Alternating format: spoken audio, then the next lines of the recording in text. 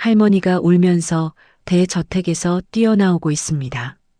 할머니의 숨겨진 정체와 가슴 아픈 진실.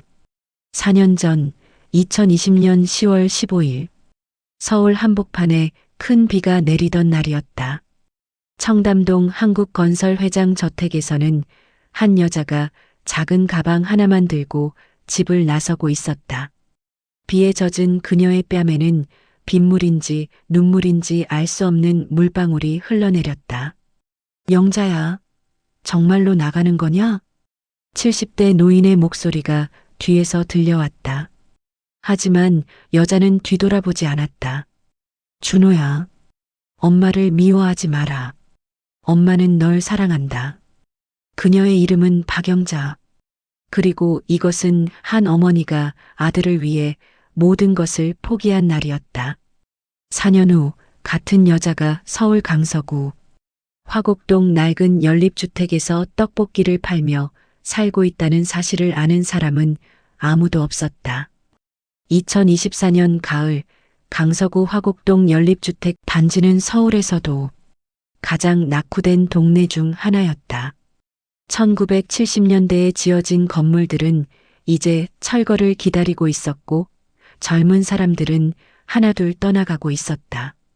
이곳 백삼동 반지하에 사는 박영자 할머니는 동네에서 가장 불쌍한 사람으로 통했다. 매일 새벽 4시에 일어나 낡은 손수레를 끌고 나가는 모습을 보며 이웃들은 안타까워했다. 영자 언니 나이가 나이인데 언제까지 그렇게 고생하실 거예요? 옆집에 사는 김순이 아줌마가 걱정스럽게 말했다. 순이는 남편과 함께 작은 건어물 가게를 운영하며 영자를 많이 도와주는 사람이었다. 괜찮아요, 순이야. 나는 일하는 게 좋아요. 영자는 늘 같은 대답을 했다. 하지만 그 말과 달리 영자의 살림살이는 말이 아니었다. 반지하 집은 겨울마다 보일러가 고장났고 여름에는 습기 때문에 곰팡이가 피어났다. 냉장고는 15년 된 구형으로 전기를 많이 먹어서 전기세가 항상 걱정이었다. 이연수는 이 동네에서 택배 일을 하며 사는 총각이었다.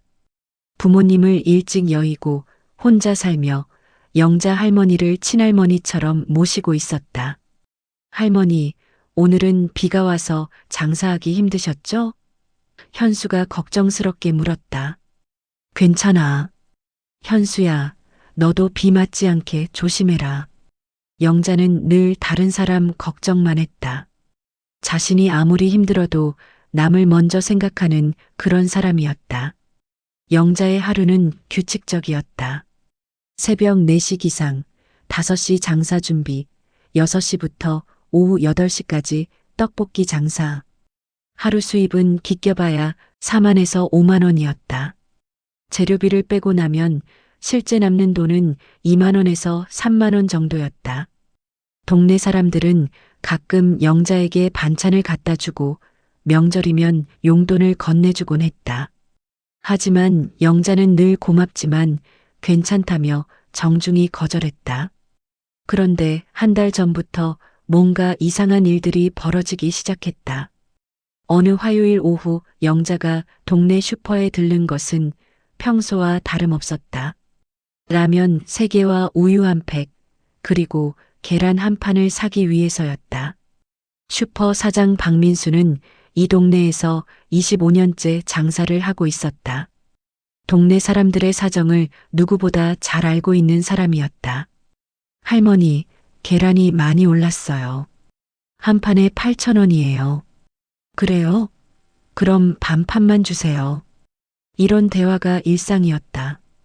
영자는 늘 물건값을 듣고 나서 양을 줄이곤 했다. 그런데 그날은 달랐다.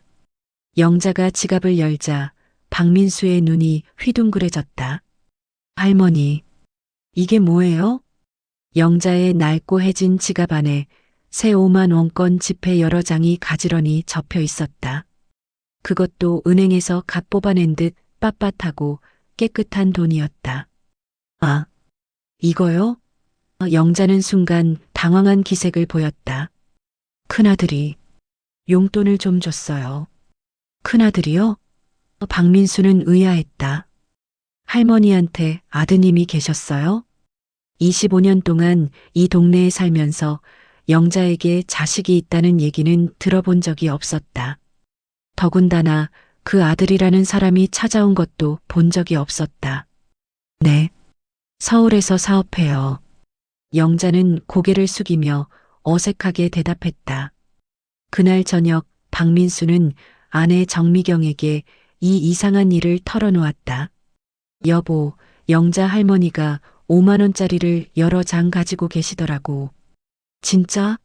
그 할머니가 평상시에 1,000원짜리도 없고 동전만 모아서 아껴가며 쓰시던 분이? 그러게 말이야. 그리고 아들이 있다고 하시는데 우리가 여기 산 지가 언젠데 한 번도 본 적이 없잖아. 이상하네. 혹시 복권이라도 맞으신 건 아닐까? 부부는 고개를 갸웃거렸다. 하지만 남의 사생활에 깊이 간섭할 수는 없는 일이었다. 며칠 후 더욱 이상한 일이 벌어졌다. 토요일 오전 영자의 집 앞에 대형 트럭 한 대가 멈춰섰다. 그리고 작업자들이 거대한 상자들을 내리기 시작했다. 뭐지? 할머니가 이사 가시나? 이웃들이 궁금해하며 내다봤다. 하지만 트럭에서 나온 건 이삿짐이 아니라 최신형 가전제품들이었다. 85인치 대형 스마트 TV, 최신형 에어컨, 공기청정기, 그리고 거대한 냉장고 2대까지. 모든 제품이 포장도 뜯지 않은 새 것들이었다. 어머, 저 냉장고. 크기가 장난이 아니네. 근처에서 분식집을 운영하는 이철호 사장이 놀라며 말했다. 그 냉장고는 음식점에서 쓰는 업소용 대형 냉장고였다. 가격이 한 대당 700만 원이 넘는 고급 제품이었다. 할머니 집이 15평도 안 되는데 저런 큰 냉장고가 들어가기나 할까? 그것보다 할머니가 저런 비싼 걸 어떻게 사셨을까? 이웃들의 수군거림이 시작됐다. 현수는 평소 영자 할머니를 많이 도와드리던 터라 걱정이 됐다. 저녁에 안부를 물으러 찾아갔다.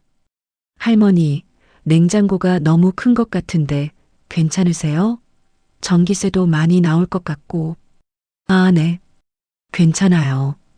옛날 것이 완전히 고장이 나서. 영자는 어색하게 웃으며 대답했다. 하지만 현수가 보기에 할머니 표정이 밝지 않았다. 오히려 뭔가 부담스러워하는 것 같았다. 할머니, 혹시 뭔가 힘든 일이라도 있으세요? 아니야, 현수야. 괜찮아. 너무 걱정하지 마라. 하지만 현수는 할머니가 뭔가 숨기고 있다는 느낌을 지울 수 없었다. 일주일 후 현수는 우연히 영자 할머니의 냉장고 안을 보게 됐다. 그날은 동사무소에서 독거노인 안전 확인차 방문하는 날이었다. 현수가 공무원을 안내하면서 할머니 집에 들어가게 된 것이었다. 부엌을 지나가다가 할머니가 냉장고 문을 열었는데 그 순간 현수는 눈을 의심했다. 냉장고 안에는 한우, 등심, 킹크랩, 랍스터, 전복, 송이버섯, 트러플, 캐비어, 수입 과일 등 고급 식재료들이 빼곡히 들어 있었다. 마치 5성 호텔 레스토랑의 식자재 창고를 보는 것 같았다. 이게 다 뭐예요? 공무원도 놀라며 물었다. 아, 그냥 아들이 보내준 거예요. 할머니는 황급히 냉장고 문을 닫았다. 하지만 현수는 이상했다. 대충 계산해봐도 저 식재료들의 값은 몇백만 원은 좋게 될 것 같았다. 평생 라면과 김치로 끼니를 때우던 할머니 집에 왜 갑자기 이런 고급 음식들이? 더욱 기이한 건 그 다음 날이었다. 현수가 다시 찾아가 봤더니 그 많던 음식들이 흔적도 없이 사라져 있었다. 냉장고는 텅 비어 있었다. 할머니, 어제 그 음식들은 어디 갔어요? 아들이 다시 가져갔어요. 밤에요? 저는 못 봤는데 새벽에 조용히 가져갔어요. 하지만 현수는 어젯밤 늦게까지 집에 있었는데 아무도 할머니 집을 드나드는 걸 보지 못했다. 현수의 집은 할머니 집 바로 옆이어서 소음이 들리면 금방 알 수 있었다. 그때부터 현수는 의도적으로 영자 할머니를 관찰하기 시작했다. 뭔가 이상한 일이 벌어지고 있다는 확신이 들었기 때문이었다. 일주일간 지켜본 결과 할머니에게는 아주 정확한 패턴이 있었다. 매일 오후 2시 정각이 되면 할머니는 냉장고를 열었다. 시계로 재봐도 오차가 1분도 없을 정도로 정확했다. 그리고 신기할 정도로 숙련된 손놀림으로 음식을 준비하기 시작했다. 한우를 일정한 두께로 써는 솜씨, 야채를 예술품처럼 다듬는 기술, 그리고 정갈하게 포장하는 방법까지 마치 미슐랭 레스토랑 셰프 같았다. 할머니, 요리를 정말 잘하시네요. 어디서 배우신 거예요? 그냥 오래 해봐서. 할머니는 대충 얼버무렸다. 하지만 현수가 알기로 할머니는 평생 떡볶이 장사만 해왔다. 이런 고급 요리 기술을 언제 익혔을까? 그리고 매일 오후 3시 30분 정각이 되면 할머니는 정성스럽게 포장한 음식을 집 앞 특정 위치에 내놓았다. 마치 누군가 가져가기를 기다리는 것처럼. 더 신기한 건 할머니가 음식을 놓는 위치가 정확히 같은 자리라는 것이었다. 마치 GPS로 좌표를 찍어둔 것처럼 정확했다. 할머니, 저 음식은 누가 가져가는 거예요? 아들이 가져가요. 매일요? 네, 매일. 하지만 현수는 한 번도 그 아들을 본 적이 없었다. 그리고 할머니의 표정을 보면 기쁘지 않아 보였다. 오히려 의무감에 쫓기는 것 같았다. 드디어 그 의문이 해결되는 날이 왔다. 현수는 며칠 전부터 몰래 할머니 집을 지켜보고 있었다. 정확히 어떤 일이 벌어지는지 확인하고 싶었기 때문이었다. 그날도 평소처럼 오후 3시 30분 할머니가 음식을 마당에 내놓고 집 안으로 들어갔다. 현수는 2층 창문 뒤에 숨어서 지켜보고 있었다. 5분 후 검은색 벤츠 S클래스 한 대가 조용히 할머니 집 앞에 멈췄다. 차에서 내린 사람은 30대 중반으로 보이는 남자였다. 키가 크고 건장한 체격이었는데 검은 정장을 입고 선글라스를 끼고 있어서 얼굴이 잘 보이지 않았다. 하지만 어딘지 위압적인 분위기를 풍겼다. 그는 말 한마디 없이 할머니가 준비한 음식들을 차에 실었다. 움직임이 기계적이고 정확했다. 마치 군인이나 경호원 같았다. 그리고는 두툼한 봉투를 할머니에게 건네고 곧바로 차를 몰고 떠났다. 전체 과정은 3분도 채 걸리지 않았다. 저게 할머니 아들이라고? 나이 차가 너무 많이 나는데. 현수는 의심스러웠다. 더군다나 그 남자의 차는 최신형 벤츠 S클래스였다. 가격이 2억 원이 넘는 최고급 차였다. 그리고 가장 이상한 건 그 남자와 할머니 사이에 아무런 대화가 없었다는 것이었다. 아들이 어머니를 만났는데 안부 인사 한마디 없이 그냥 가다니. 할머니 아드님이 참 바쁘신가 보네요. 인사도 안 하고 가시고. 현수가 넌지시 말했다. 네, 바빠서. 할머니는 고개를 숙이며 대답했다. 하지만 할머니의 표정은 밝지 않았다. 오히려 두려움이 섞여 있는 것 같았다.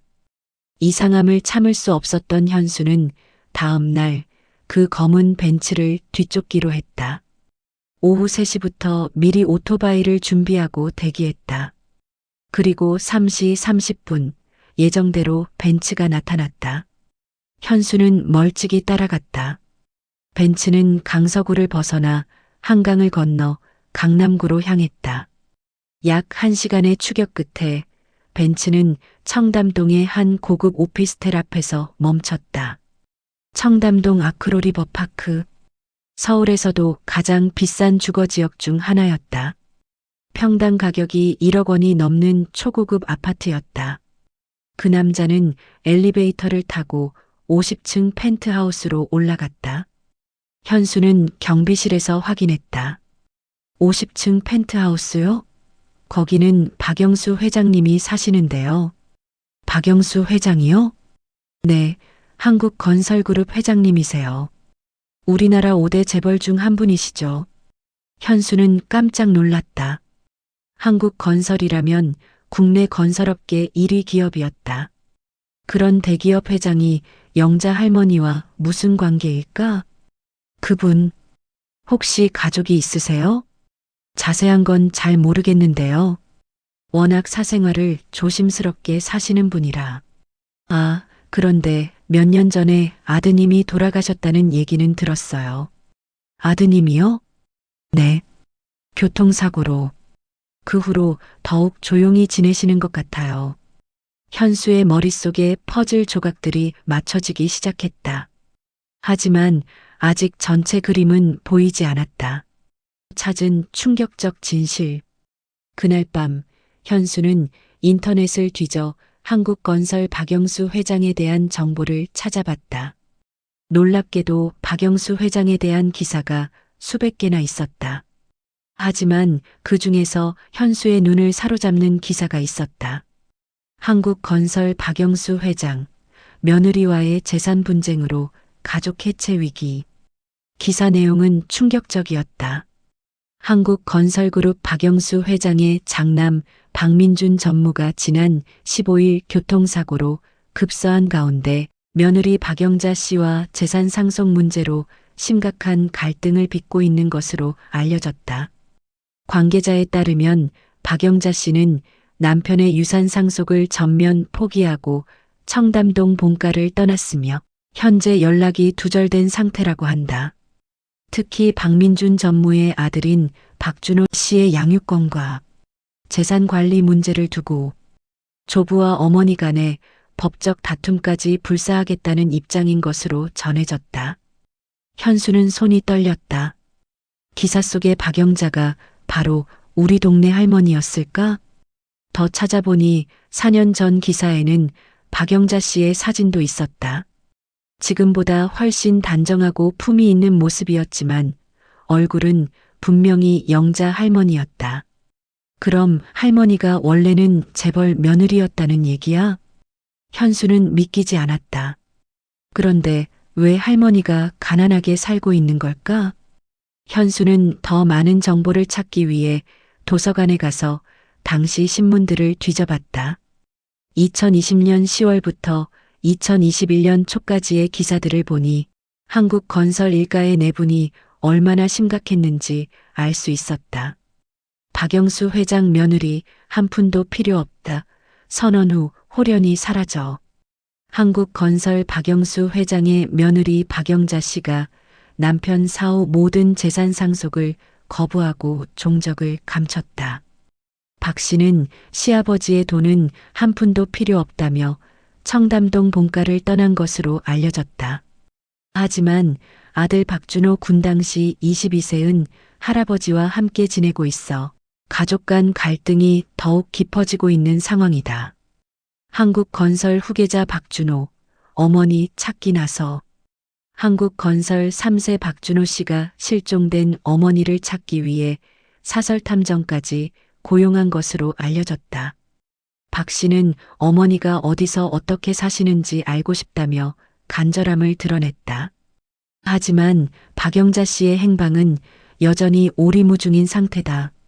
현수는 점점 더 복잡해지는 상황에 혼란스러웠다. 그리고 가장 궁금한 건 지금 할머니가 하고 있는 일이 정확히 무엇인지였다. 다음 날 저녁 현수는 용기를 내어 영자 할머니를 찾아갔다. 할머니, 저 어제 청담동에 갔다 왔어요. 할머니의 얼굴이 순간 하얗게 질렸다. 청담동을 왜? 박영수 회장님, 할머니 시아버지시죠? 한참 동안의 침묵이 흘렀다. 할머니는 고개를 숙인 채 말이 없었다. 할머니, 도대체 무슨 일이 있었던 거예요? 영자 할머니는 오랫동안 망설이다가 깊은 한숨을 내쉬었다. 현수야, 내가 다 얘기해 줄게. 하지만 아무에게도 말하면 안 된다. 약속해라. 네, 할머니. 약속할게요. 할머니의 이야기는 이랬다. 4년 전까지 영자는 한국건설 회장의 며느리로 살았다. 남편 박민주는 회사의 전무이사였고 가족들은 청담동 200평 대저택에서 부족함 없이 살았다. 우리 집만 해도 50억이 넘는 집이었어. 하인들만 10명이 넘게 있었고, 하지만 4년 전 남편이 갑작스런 교통사고로 세상을 떠났다. 그때부터 시아버지와의 갈등이 시작됐다. 민준이가 죽자마자 내가 재산을 노리고 결혼했다고 구박을 하기 시작했어. 라고. 시아버지가 뭐라고 하셨어요? 할머니는 잠시 눈을 감고 당시를 떠올렸다. 너는 우리 집안과는 격이 다른 사람이다. 민준이가 죽었으니 이제 너와는 상관없다. 재산도 필요 없을 테니 나가라고 하셨어. 사실 영자의 집안은 가난했다. 시골에서 작은 농사를 짓는 평범한 농가 출신이었다. 대학도 야간 대학을 나왔고 남편을 만날 때도 작은 회사에서 일하는 평범한 직장인이었다. 시아버지는 처음부터 우리 결혼을 반대하셨어. 문벌이 맞지 않는다고. 하지만 박민주는 영자를 진심으로 사랑했고 결국 결혼에 성공했다. 그리고 22년 동안 행복하게 살았다. 민준이는 정말 좋은 남편이었어. 시댁에서 무시해도 항상 내 편이었고, 하지만 남편이 죽고 나자 상황이 완전히 바뀌었다. 장례식 다음 날부터 시아버지가 달라지셨어. 이제 너는 남이다. 재산 분할 같은 건 생각하지도 마라. 준호는 내가 키울 테니 넌 나가라. 그래서 나오신 거예요? 처음에는 버티려고 했어. 준호 때문에라도. 하지만 매일 차가운 시선과 무시를 당하며 살 수는 없었어. 그런데 가장 힘든 건 준호였어. 준호는 영자와 민준 사이에 태어난 아들이었다. 당시 대학교 2학년이었는데 아버지를 잃은 충격이 너무 컸다. 준호는 아버지가 죽고 난 후 완전히 변해버렸어. 매일 방에만 박혀 있고 학교도 안 가고. 더 큰 문제는 할아버지와 어머니 사이에서 준호가 혼란스러워했다는 것이었다. 할아버지는 준호한테 엄마는 돈 때문에 이 집에 온 사람이다. 이제 아빠도 없으니 우리와 상관없는 사람이다라고 말씀하시더라고. 그럼 준호는 뭐라고 했어요? 처음에는 내 편이었어. 할아버지가 너무하다. 엄마는 잘못한 게 없다고 했지. 하지만 할머니는 말을 잇지 못했다. 하지만 점점 할아버지 말씀이 맞는 것 같다고 생각하기 시작했어. 내가 정말로 재산 때문에 이 집에 있는 건 아닌지 의심하기 시작한 거야. 결국 영자는 결단을 내렸다. 아들이 혼란스러워하는 걸 더 이상 볼 수 없었다. 그래서 모든 재산을 포기하고 집을 나왔어. 준호가 할아버지와 평화롭게 지낼 수 있도록. 집을 나온 후에는 어떻게 사셨어요? 처음에는 고시원에서 살았어. 가지고 나온 돈이 몇백만 원밖에 없었거든. 영자는 모든 재산을 포기하고 나왔기 때문에 정말로 아무것도 없었다. 그동안 재벌가 며느리로만 살아서 사회 경험도 부족했다. 일자리를 구하려고 해도 나이가 많다고 안 뽑아주더라고. 그래서 결국 떡볶이 장사를 시작한 거야. 가장 힘든 건 아들에 대한 그리움이었다. 매일 밤 준호 생각에 잠을 못 잤어. 잘 지내고 있는지, 학교는 제대로 다니는지. 하지만 연락할 수도 없었다. 준호는 어머니가 떠난 것에 대해 크게 상처받았고 할아버지도 연락을 금지했다. 1년쯤 지났을 때 준호가 나를 찾으러 다닌다는 소식을 들었어. 하지만 나는 숨어 있을 수밖에 없었어. 왜요? 내가 이렇게 초라한 모습으로 사는 걸 준호가 보면 어떻게 생각하겠어? 차라리 아예 모르는 게 나을 것 같았어. 그럼 지금 하시는 일은 언제부터 시작하신 거예요? 6개월 전부터야. 갑자기 시아버지가 사람을 보내서 만나자고 하시더라고. 박영수 회장은 영자에게 놀라운 제안을 했다. 준호가 계속 엄마를 그리워한다고 하시더라고. 그래서 나한테 부탁을 하신 거야. 무슨 부탁이요? 준호가 좋아하는 음식을 만들어서 보내달라고. 대신 준호한테는 할아버지가 준비한 거라고 하겠다고. 박영수 회장의 속셈은 이랬다. 손자 준호가 어머니를 그리워하고 있지만 직접 만나게 하기는 싫었다. 대신 어머니의 손맛만은 전해주고 싶었던 것이다. 그리고 매달 300만 원씩 주겠다고 하셨어. 300만 원이요? 응. 하지만 조건이 있었어. 준호 앞에는 절대 나타나지 말 것, 그리고 이 일을 아무에게도 말하지 말 것. 영자는 고민했다. 하지만 아들에게 자신의 정성을 전할 수 있다는 생각에 제안을 받아들였다. 그래서 매일 2시에 음식을 만드시는 거군요. 응. 준호가 어렸을 때 제일 좋아하던 음식들이야. 소고기 미역국, 갈비찜, 잡채. 모두 내가 준호한테 해주던 음식들이지. 할머니의 눈에 눈물이 맺혔다. 매일 음식을 만들면서 준호 생각을 해. 지금 뭘 하고 있을까? 잘 먹고 있을까? 그런데 왜 그렇게 정확한 시간에 하세요? 시아버지가 시간을 정확히 지키라고 하셨어. 그래야 준호가 규칙적으로 식사할 수 있다고. 하지만 이 일을 하면서 할머니는 매일 마음이 아팠다. 내 손으로 만든 음식을 준호가 먹긴 하지만 엄마가 만든 건 줄 모르잖아. 할아버지가 해주는 거라고 생각하고. 할머니, 그럼 받으신 돈은 어떻게 하세요? 할머니는 잠시 망설이다가 방 안으로 들어가서 통장을 꺼내왔다. 이것 봐. 통장 잔액은 1,800만 원이었다. 6개월 동안 받은 돈을 한 푼도 쓰지 않고 모두 저축한 것이었다. 한 푼도 안 쓰셨어요? 어떻게 써? 이 돈은 준호한테 줄 돈이야. 나중에 준호가 결혼하거나 사업할 때 주려고. 그날 밤 현수는 잠을 이루지 못했다. 영자 할머니의 이야기가 머릿속에서 맴돌았다. 이렇게 슬픈 일이 있을 수가. 모든 걸 포기하고 아들만을 위해 살아가는 어머니. 하지만 그 아들은 어머니의 희생을 전혀 모르고 있다니. 내가 뭔가 도울 수 있는 방법은 없을까? 현수는 인터넷으로 준호에 대한 정보를 찾아봤다. SNS를 통해 준호의 근황을 알 수 있었다. 놀랍게도 준호는 현재 할아버지와 갈등을 빚고 있었다. 최근 SNS 게시물들을 보니 할아버지의 과도한 간섭에 반발하고 있는 것 같았다. 할아버지는 내 인생을 모두 정해주려고 하신다. 대학 전공부터 취업할 회사까지. 하지만 나는 내 길을 가고 싶다. 엄마가 그리워진다. 엄마라면 내 선택을 존중해 주셨을 텐데. 준호도 할머니를 그리워하고 있구나. 현수는 준호가 다니는 대학교와 자주 가는 카페 등의 정보를 파악했다. 그리고 직접 만나볼 계획을 세웠다. 일주일 후 현수는 홍익대학교 근처의 한 카페에서 준호를 기다리고 있었다.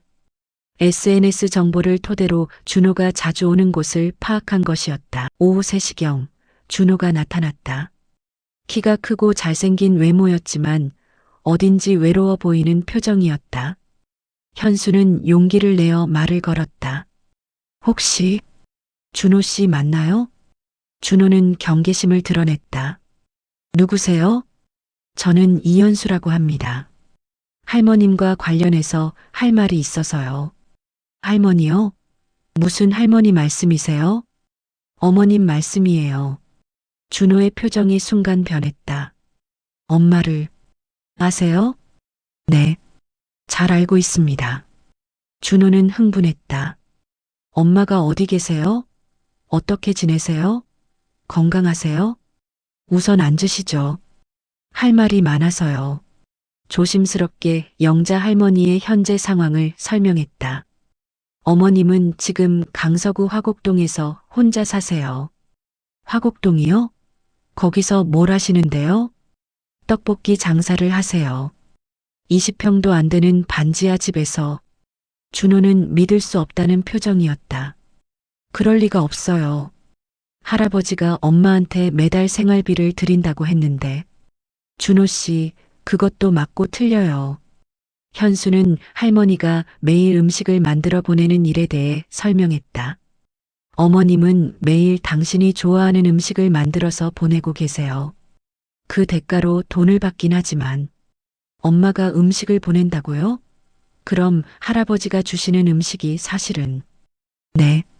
모두 어머님이 직접 만드신 거예요. 준호는 충격에 빠졌다. 그럼 내가 매일 먹는 미역국도 갈비찜도 모두 엄마가. 네.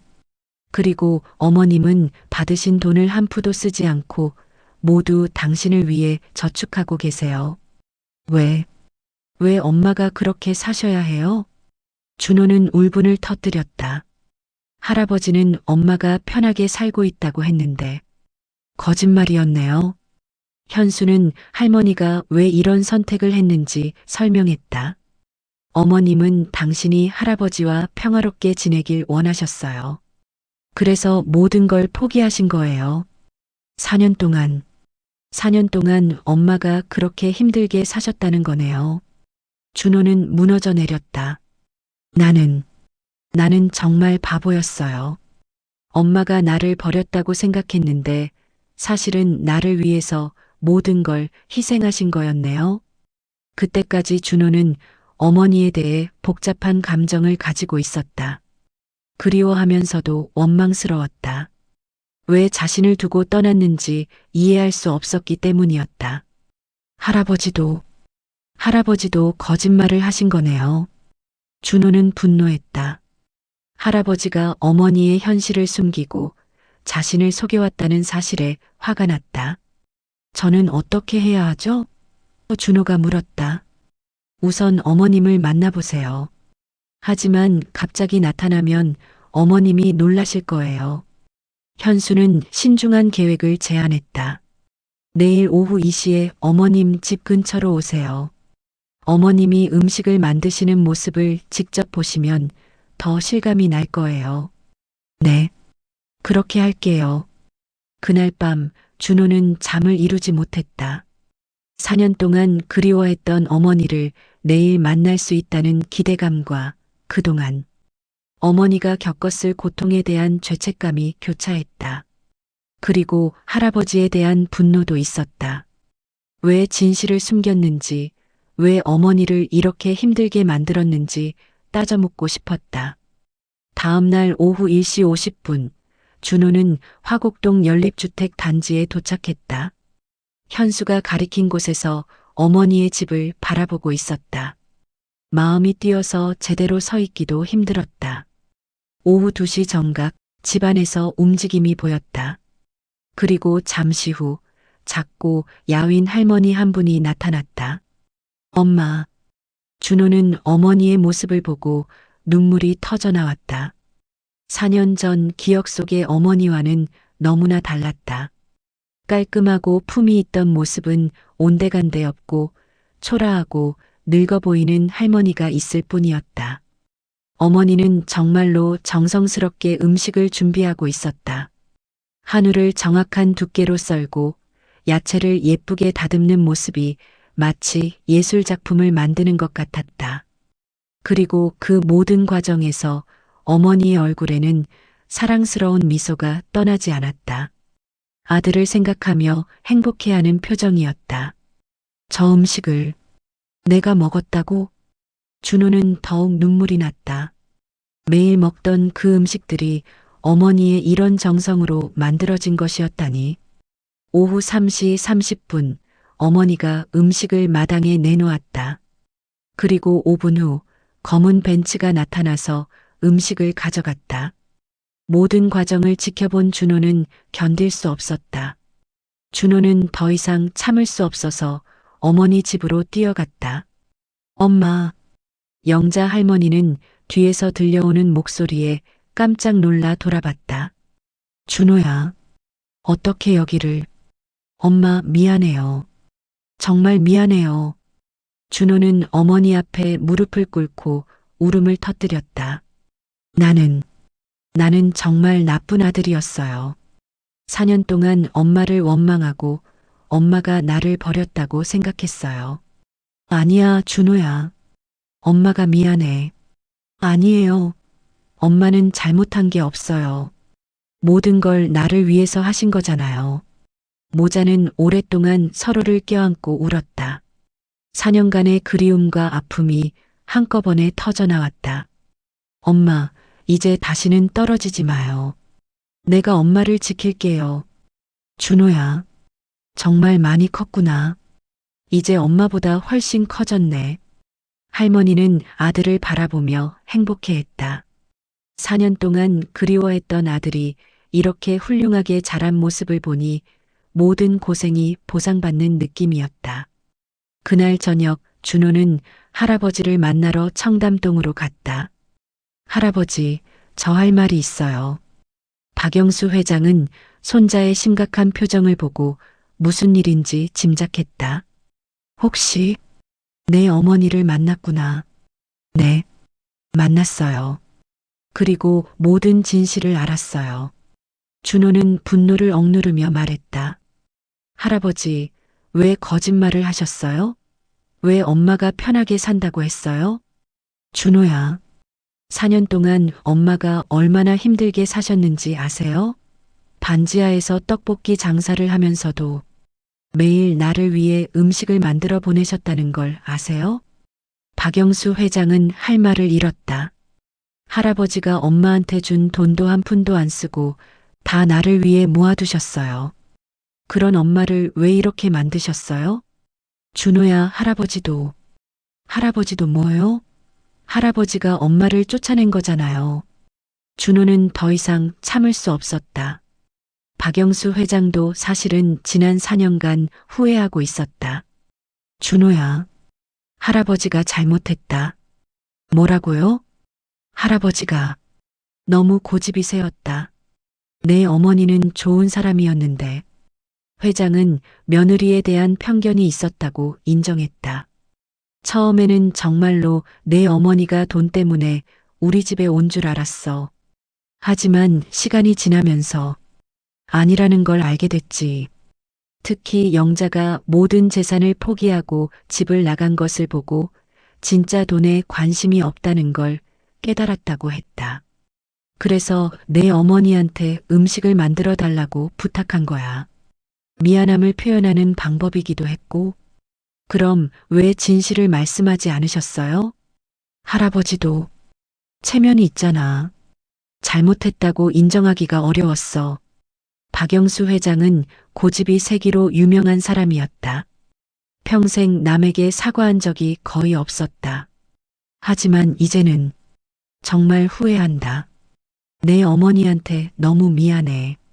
다음 날 박영수 회장은 직접 화곡동으로 영자를 찾아갔다. 연립주택 앞에 멈춘 고급차를 보고 동네 사람들이 수군거렸다. 저 차 뭐야? 이런 동네에 왜 저런 비싼 차가? 박영수 회장이 차에서 내리자 사람들은 더욱 놀랐다. 명품 정장을 입은 70대 노인의 모습이 이 동네와는 너무 어울리지 않았다.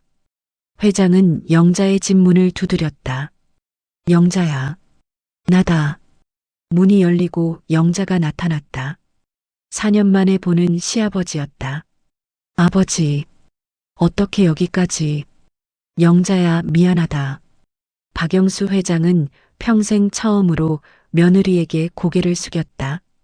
내가 너무했다. 정말 미안해. 아버지, 내가 얼마나 힘들게 살았는지 이제야 알겠어. 정말 미안하다. 영자는 눈물을 흘렸다. 4년 동안 기다렸던 말이었다. 아버지도 많이 힘드셨죠. 이제 다 잊어요. 고마워, 영자야. 이제 집으로 돌아와라.